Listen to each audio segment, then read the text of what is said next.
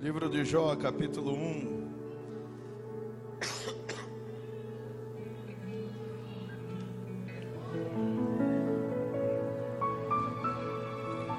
Livro de Jó, capítulo 1, versículo 20 até o versículo de número 22.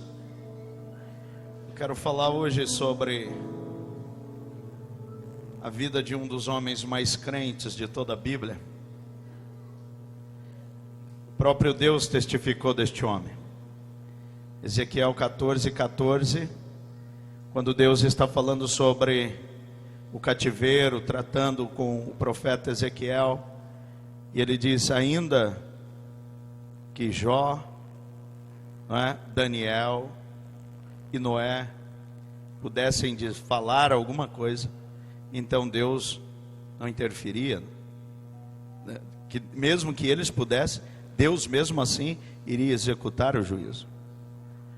É um dos homens mais crentes de toda a narrativa bíblica. E nesta noite nós podemos comparar a vida deste homem com a nossa vida. E se eu fosse dar um tema para esta mensagem, eu diria, irmãos, que Deus não te deve nada. Isso não é nada gostoso de se pregar. Mas, irmãos, esta é a verdade. Todos nós que estamos aqui, Deus não deve nada a nós. Pelo fato de nós entrarmos na igreja e acharmos que Deus tem que fazer uma multidão de coisas para nós. Mas esta é a verdade, Ele não deve nada a nós.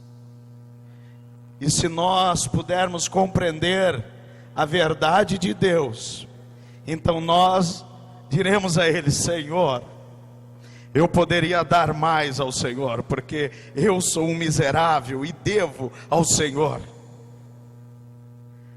Mas, irmãos, vamos lá então. Jó capítulo 1, versículo 20, 21 e 22 nos diz: então Jó levantou, rasgou o seu manto, rapou a sua cabeça e se lançou em terra e adorou. E disse: nu saí do ventre da minha mãe, e nu tornarei para lá. O Senhor o deu e o Senhor o tomou. Bendito seja o nome do Senhor. E em tudo isto Jó não pecou, nem atribuiu a Deus falta alguma. Amém, meus irmãos? Bendito seja Deus. Meus irmãos, falar sobre a vida de Jó é uma coisa bem complicada nos tempos em que nós estamos vivendo. No tempo em que nós enfrentamos uma igreja mimada, uma igreja que quer ser tratada como estas crianças mimadas de hoje em dia.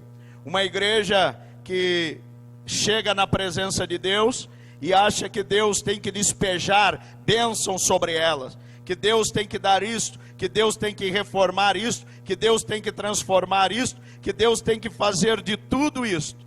Então, esta é a geração que nós estamos vivendo.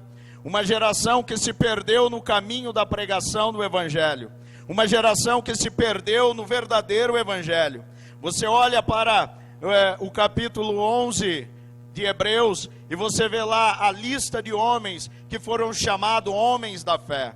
Aqueles homens, por eles viverem o Evangelho, por eles aderirem à fé em Cristo Jesus, a Bíblia diz que eles sofreram martírios, que eles tomaram as suas posses, e era isto que significava o cristianismo no tempo primitivo. Aceitar a Jesus naquele tempo significava que o império ia ir e ia tomar as tuas posses, ia fazer de você escravo, ia levar você por os lugares mais torturosos ou que existiam naquele lugar. Então, os crentes sabiam que aceitar a Jesus naquele tempo, que aceitar a fé e viver era um caminho sem volta, era dar um passo em direção à morte, era ir em direção ao martírio e ao suplício.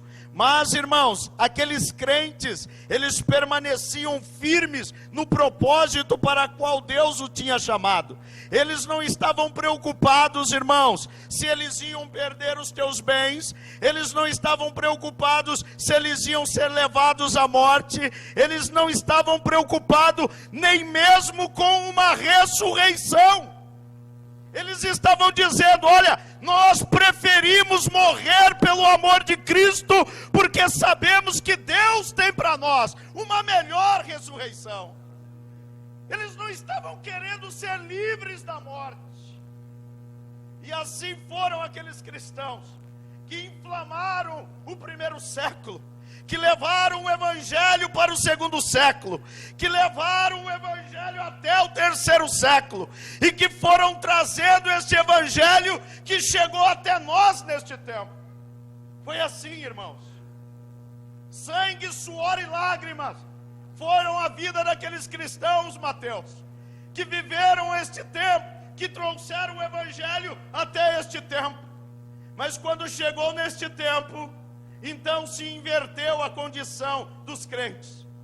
Hoje os crentes não querem ir para o martírio. Hoje os crentes não querem ir para o suplício. Hoje os crentes não querem morrer. Hoje os crentes não querem sofrer. Hoje os crentes não querem ter perseguições. Hoje os crentes não querem ficar doentes. Hoje os crentes não querem que ninguém os rejeite. Hoje os crentes mudaram. Mas a questão é: será que o evangelho mudou? Será que Deus mudou? Será que a condição mudou? Então, meus irmãos, esta é uma geração que está vindo e que está achando que Deus deve a eles. É uma geração que chegou diante de Deus e diz: eu te aceitei, agora o Senhor me deve. O Senhor tem que pagar o que o Senhor me deve. E o que é que Deus nos deve? E esta geração não está bem certa do que é, então ela pede tudo. Sabe, quando o meu filho João era criança, ele era assim. Você entrava no mercado com ele, ele dizia: pai, posso comprar isso? Eu disse: mas você nem sabe o que é. Eu disse: mas eu quero, pai. E eu dizia: não. Então eu posso pegar esse? Não, mas você nem sabe o que é também. Tipo, pai, mas eu quero alguma coisa. Então ele nem sabia ao certo o que ele queria, mas o certo é que ele queria. E esta geração, irmão, é a geração que faz uma procissão para Deus, que frequenta a igreja no domingo. É uma igreja que canta, é uma igreja que prega, é uma igreja que fala, é uma igreja que engrossa a voz, é uma igreja que faz tudo, mas ela acha que Deus deve a ela. E quando ela se comparece diante de Deus, ela nunca está com o coração de um devedor, com o coração de alguém envergonhado. Sabe quando você está devendo para alguém e você não tem dinheiro para pagar, e você tenta falar para ele: viu, dá para esperar mais um pouco, porque eu não tenho dinheiro para pagar. E você está envergonhado. E quando você vê aquela pessoa, você está todo envergonhado diante dela. Você está toda temerosa de que ela fale alguma coisa para você. Então, irmãos, é esse sentimento que nós deveríamos ter quando nós entrássemos na presença de Deus. Porque todos nós, eu tenho certeza, que falhamos esta semana com a oração, falhamos na consagração, talvez falamos coisas que não agradou a Deus, talvez comentamos coisas que não agradou a Deus, brincamos com coisas que não agradou a Deus, e nós comparecemos diante dele como se nós não tivéssemos feito nada. Esta é a geração. E nós estamos achando e dizemos a Deus: Senhor, eu estou fazendo muito pelo Senhor. Eu estou fazendo muito. Eu estou pregando, Senhor. Senhor, eu estou orando aí, sei lá quantos dias. É uma geração que acha que faz muito para Deus. E comparece diante de Deus sempre com aquele sentimento: Eu vou lá hoje, e Deus tem que fazer, e Deus tem que acontecer. Por quê, irmão? Porque não há mais um coração quebrantado, não há mais um sentimento daquele irmão que diz: meu Deus, eu sou um pecador, como eu posso entrar na tua presença nesta noite? Como eu posso, Senhor? Porque eu estou devendo para o Senhor, e o que eu vou falar para o Senhor é só mais uma desculpa. Senhor, o Senhor sabe que eu não posso pagar, o Senhor sabe, Senhor, que eu não tenho condições de pagar o que eu devo, mas nós nos apresentamos sem o menor temor. E quando nós olhamos para a vida deste homem, ele era um homem, Gesiel. Ele tinha os seus gados, ele tinha os seus camelos, ele tinha os teus filhos, eles tinham a tua boa posição perante a sociedade. As pessoas paravam para ouvi-lo na praça, as pessoas sentavam ao lado dele para ouvir os conselhos deste homem. As pessoas, irmãos, eles amavam estar com Jó, e ele estava lá, um homem rico, um homem cheio de saúde, um homem com 10 filhos, um homem com uma esposa, com uma vida próspera, boa demais. Mas de repente, irmãos, os irmãos conhecem a história, por uma conversa entre Deus e o diabo. E o diabo dizendo: Senhor, ele só está interessado nestas coisas. E parece que o diabo conhecia uma geração de crentes que chegaria até o século 21. Eles só estão interessados nestas coisas. Mas quando foi passando os dias, então Deus disse para ele: vai tocando então em tudo que ele tem, para ver se ele blasfema de mim. Então os irmãos conhecem a história.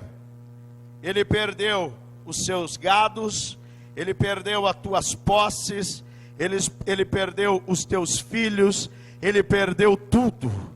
E a atitude daquele homem, irmão, poderia ser: Senhor, eu te sirvo, eu não aceito, eu determino, eu faço, ou qualquer coisa desse tipo.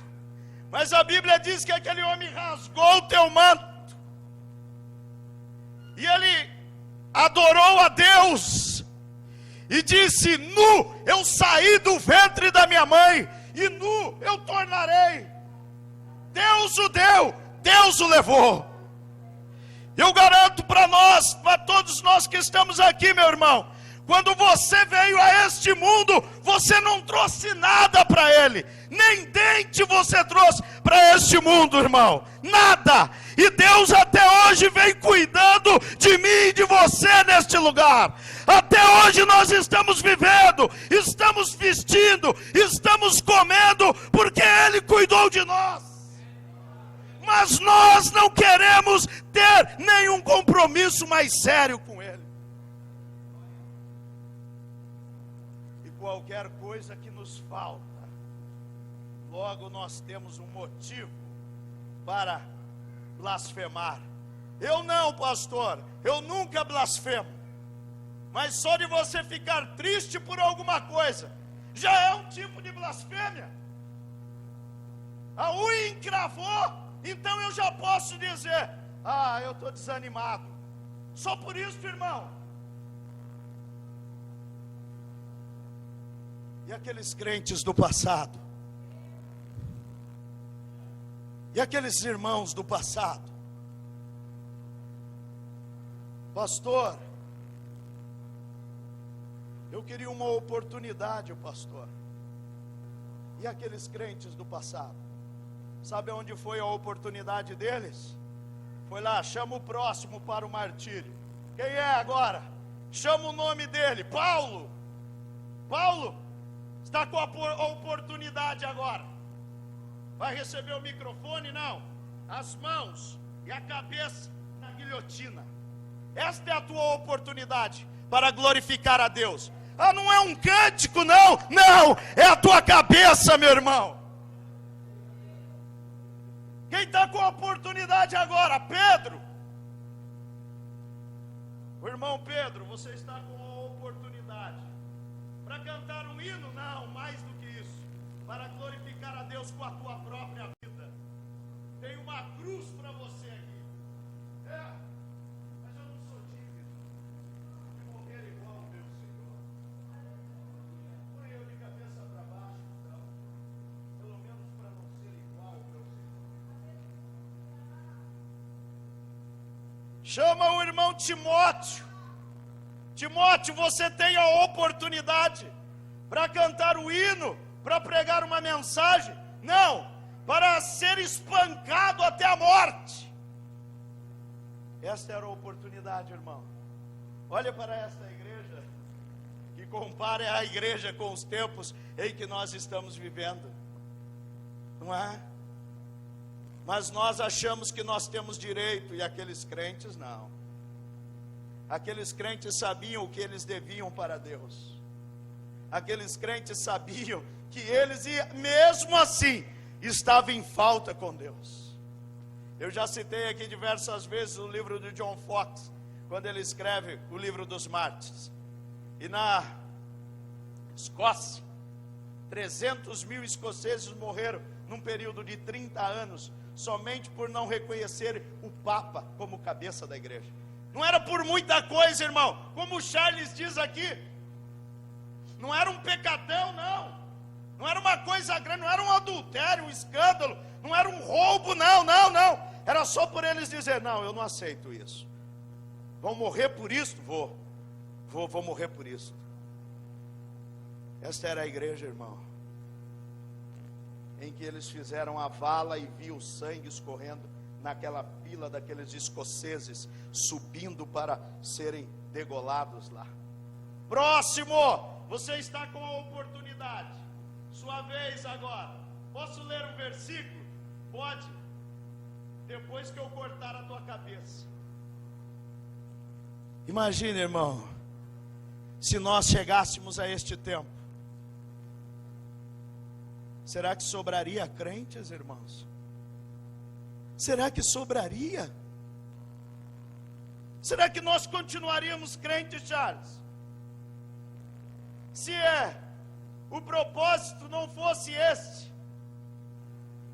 Ah não, agora Deus está abençoando, a igreja está crescendo. Olha, nós começamos na garagem do Oséias, no porão do Oséias, lá, perdão. E olha quantos crentes há aqui hoje. Deus está prosperando. Mas e se viesse a perseguição, meu irmão? Para onde nós iríamos? Nós estaríamos dispostos a viver de fato este evangelho, Joel? Esta é a pergunta, porque nós estamos achando que Deus está devendo para nós, mesmo por conta da oração. Ah não, eu vou orar, eu vou me consagrar, eu vou jejuar, e Deus tem que fazer. Deus não tem que fazer nada, meu irmão. Orar e jejuar, isto é dever de todo crente. Isto é apenas para que a nossa carne seja subjugada para Deus. Deus não deve nada a nós, irmão, nem materialmente e nem espiritualmente.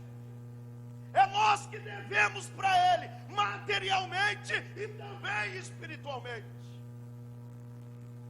Somos nós que estamos devendo. E este homem, ele perde tudo, não sobra nada.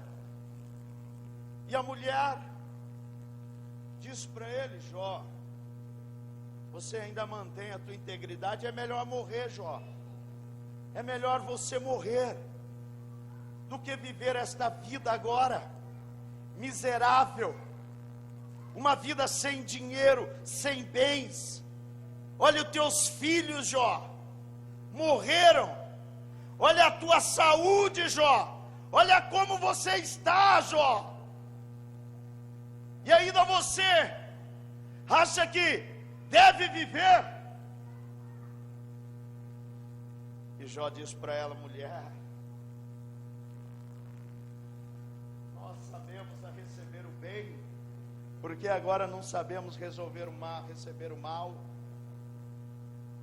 E Jó estava mantendo a tua vida, irmãos, espiritual, da mesma forma, com bens ou sem bens, com filhos ou sem filhos, ele estava mantendo a tua vida espiritual, porque ele sabia que Deus não devia nada para ele, Deus não devia nada a ele. Mas os irmãos olhem para Jó, sabendo de tudo isso, sabendo que Deus não devia nada para ele, ele mantinha a tua mesma posição espiritual, de maneira que ele continuava sendo uma ameaça para o diabo. Aquele Jó, o diabo estava tentando acusá-lo quando ele tinha tudo, mas agora que ele não tinha nada, ele continuava ainda sendo uma afronta para o diabo. E certamente, irmão, o diabo podia olhar e ficar pensando: este homem continua crente ainda, este homem ainda continua no teu mesmo propósito, este homem ainda continua mantendo a tua vida espiritual. Que homem terrível! E os seus amigos vieram, e os seus amigos olharam para a situação dele e se condoeram por ele, Tiago. E quando viram toda aquela situação, esteve chorando, se lamentando com ele.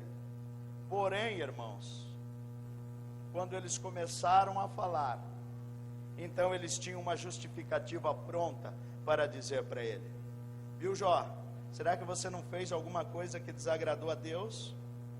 Será, Jó, que você não tem feito aí alguma coisinha que não está agradando a Deus? Jó, será que não tem nada aí, Jó?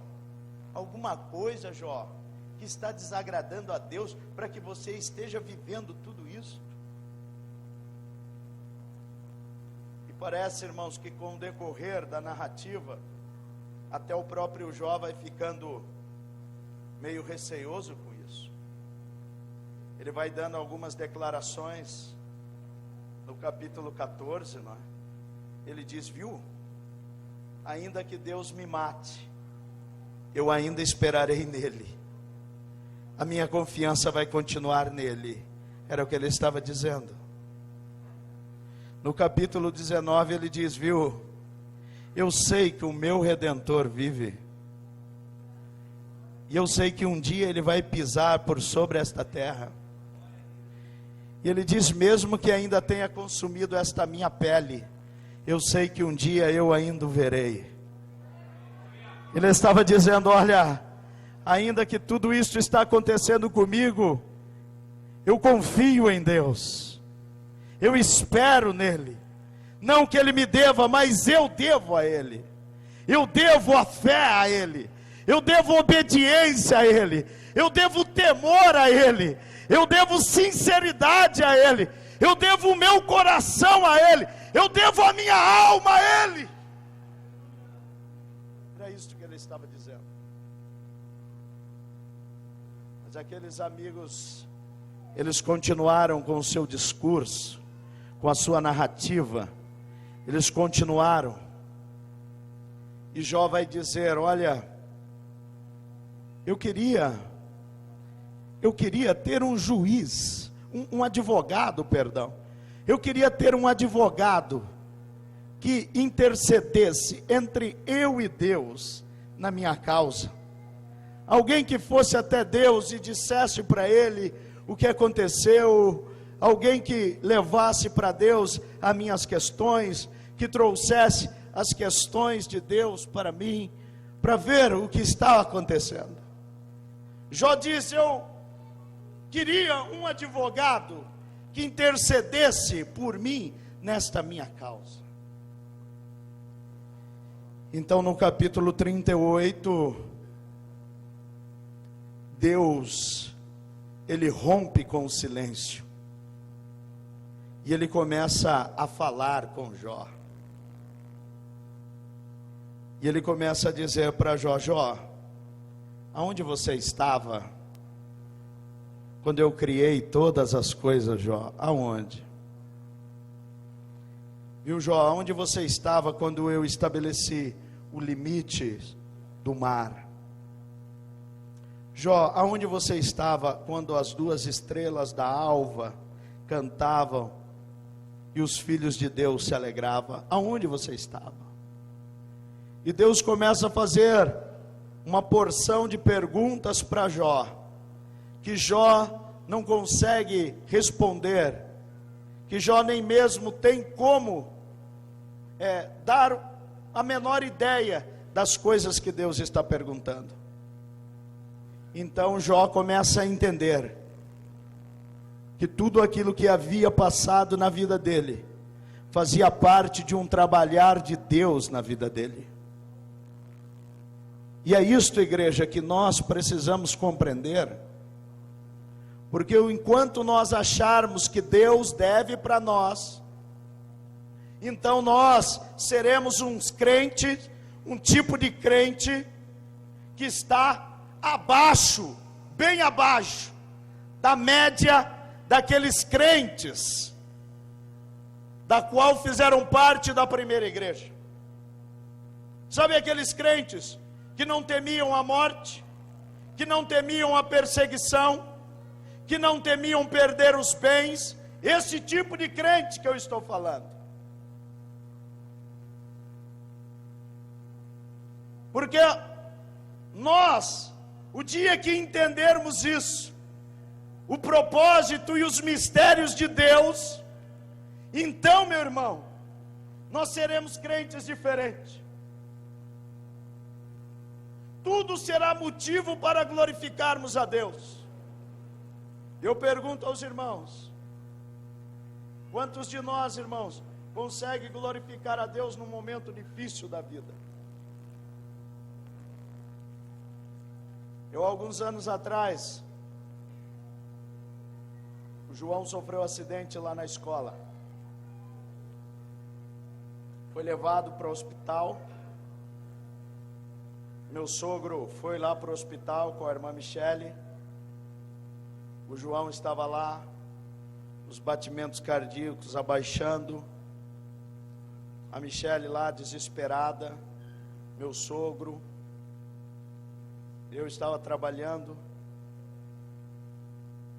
E de repente, a moça do hospital ligou para mim e disse: o senhor é o senhor Deusdec? Disse: sou eu.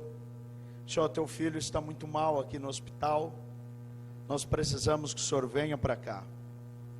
Eu trabalhava em Jarinu, peguei a moto, estava vindo no caminho e falando com Deus, chorando, pedindo a Deus que socorresse o meu filho, que desse vida para o meu filho, que desse saúde para o meu filho, pedindo a Deus que desse, que fizesse alguma coisa pelo meu filho. E quando eu vinha, eu comecei a me lembrar destas coisas. Mas foi Deus quem deu o filho, foi Deus quem trouxe ele, ele pertence a Deus, e se Deus quer levar, sou eu quem posso ficar questionando a Deus, pedindo e pedindo e pedindo e pedindo a Deus? Quem sou eu para fazer uma coisa como essa? Então, quando eu cheguei na minha casa, eu guardava a moto lá na minha mãe, eu entrei, guardei a moto, e minha mãe disse: viu, pega o carro e já vai correndo para o hospital, porque seu filho está muito mal. E eu disse: mãe, a moto está aí, a Michele está lá, meu sogro está lá, tem 3 médicos cuidando dele lá. Eu não conheço anatomia humana, eu não tenho diploma de medicina, eu não sou pediatra, eu não posso fazer nada pelo meu filho, mãe. Então o que eu vou fazer é, eu vou subir para a minha casa, eu vou buscar a Deus em oração, eu vou pedir a Deus que, se Deus quiser levar o meu filho, então Ele pode levar. Apenas conforte o meu coração e o coração da minha esposa, porque eu sei que não vai ser fácil viver sem Ele, mas a vontade de Deus é soberana. Então eu subi para a minha casa, eu passei algum tempo lá em oração, buscando a Deus, E quando eu senti, irmãos, aquele consolo de Deus, aquele abraçar de Deus, aquela presença de Deus na oração, então depois de ter chorado muito ali, eu me levantei e desci e disse: mãe, Deus já fez alguma coisa pelo meu filho. E ela disse: curou? Eu disse: eu não sei, mãe, se ele curou ou se ele levou, mas eu sei que Deus me deu uma paz através da oração, e eu estou pronto para ir para o hospital, e eu não sei o que está esperando lá. E quando eu fui para o hospital, a enfermeira, a médica já tinha dito: olha, ele vai pegar a UTI móvel, já está encostando aqui, vai levar ele para o Paulo Sacramento de Jundiaí, e ele vai direto para a UTI lá. Eu cheguei lá, quando eu cheguei, ele já sentou na maca e disse: pai, o que o senhor está fazendo aqui? Eu disse: eu vim aqui por tua causa, você está doente. Ele disse: mas agora eu já estou bem, pai. E a UTI móvel chegou, colocou ele na maca, e ele disse: pai, o senhor vem comigo? Eu disse: estou indo. Você pode ir com a UTI, e o pai está indo de carro atrás. Chegamos lá, a UTI móvel levou ele, e aí a médica examinou ele, já disse: não, ele está bem melhor. Talvez ele fique alguns dias internado, mas vai ficar aqui no quarto mesmo. E aí examinou ele, e isto era mais ou menos umas 4 horas da tarde. Quando foi mais ou menos 6 horas, o João já estava de alta. Quando foi 7 horas, eu estava lá na igreja do Real, com o joelho dobrado, agradecendo àquele que vive para todo sempre. Porque Ele é Senhor, irmãos, Ele é soberano, Ele não deve nada para mim.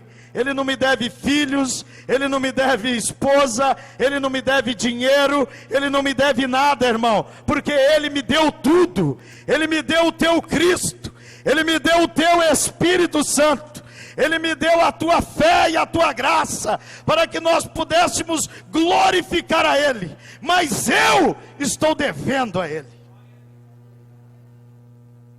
estou devendo sinceridade para com Ele. Estou devendo temor a Ele. Estou devendo honra e glória a Ele. Eu estou devendo. Estou envergonhado, irmão, porque eu não tenho como pagar. E Jó, quando Deus fez todas estas perguntas, ele diz: como uma tramela, então eu coloquei na minha boca e me calei. No capítulo 42 ele diz: antes eu conhecia Deus de ouvir falar, mas agora os meus olhos o veem, agora eu tenho uma intimidade com Ele. Antes eu conhecia Deus, eu aprendi com o Joel no seminário. Antes eu conhecia Deus, o Deus da teologia, o Deus que alguém ensinava para mim. Um Deus que estes pregadores vêm falando, que vai te dar isso, que vai te dar aquilo, que vai fazer isso. Era este Deus. Mas Jó estava dizendo: agora eu tenho uma comunhão com Ele, eu tenho uma intimidade com Ele. Ele está falando comigo e eu estou falando com Ele agora. Então Deus mandou que Jó orasse pelos seus amigos, Mateus. Mas a Bíblia diz que Deus mudou o cativeiro de Jó quando ele orava pelos seus amigos. Antes dele orar pelos seus amigos, parece que ele ainda estava todo enfermo, com aquelas chagas. E Deus dizendo para ele: Juninho, ora pelos teus amigos.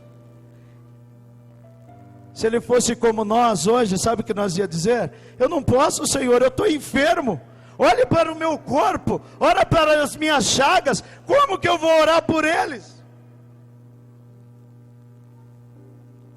Mas ele estava dizendo: isso daqui não significa nada, meu irmão.